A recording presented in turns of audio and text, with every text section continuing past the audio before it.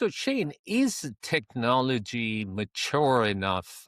Is it ready to do the tasks that we want it to be done? Looking at it from a consumer point of view, is consumer ready? Are the businesses ready?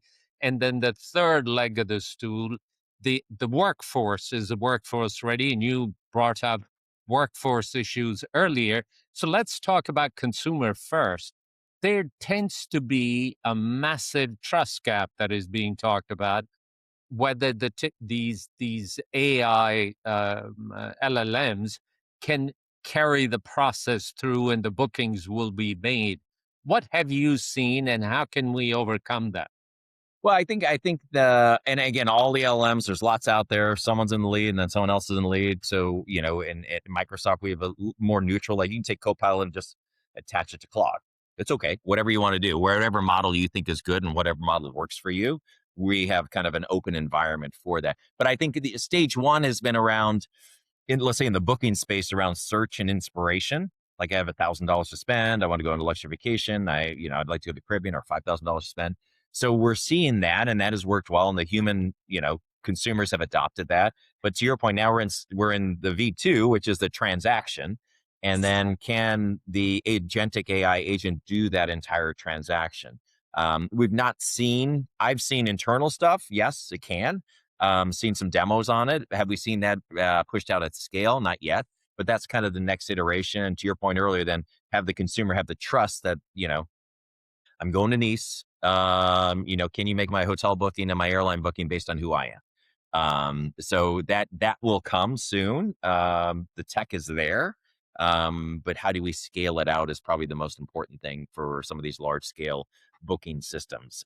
So that side is moving down a good path. I mean, also digital IDs. If you think of decentralized ID and what's happening in Europe around your ID and your passport, and then you have Google Wallet, you have Apple Wallet, but your wallet becomes your own identification. Then I'll permission companies into my world. I'll permission, I don't know, Starbucks, Dunkin' Donuts, United Airlines, American, Delta, Marriott, Hilton. So I'll permission them into my world. And then ultimately, there's some great new startups out in the marketplace. One's called KeyShare. They have a puck that you can kind of put at the front desk. So when I'd like to go and see someone, so I just, like Apple Pay, I can just tap.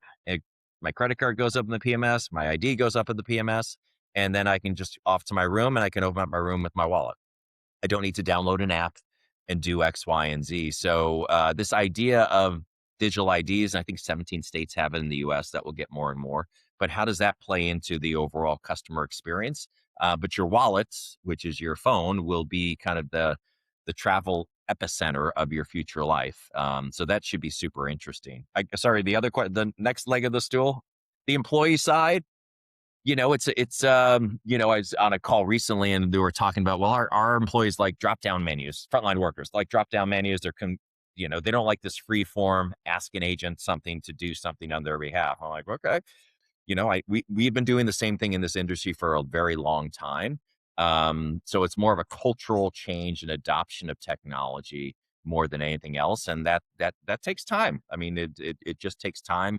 But as more consumers get comfortable with it in their consumer life, I think they'll get more comfortable with it also with AI on their kind of employee side. But the companies have to they've worked a lot on data governance, security, privacy, all those points that you made, and they've done a lot of that with their data. And now this year they're layering AI on top of that in a way that they can reason over it in a useful way. So it's kind of an interesting. I think over the next 18 months, or we'll see some big um, and very cool use cases come to market, because now I think the enterprise chains have a lot more comfortability with what they've done over the last 2 years to, you know, bring their data all together under one kind of large data state or common data lake.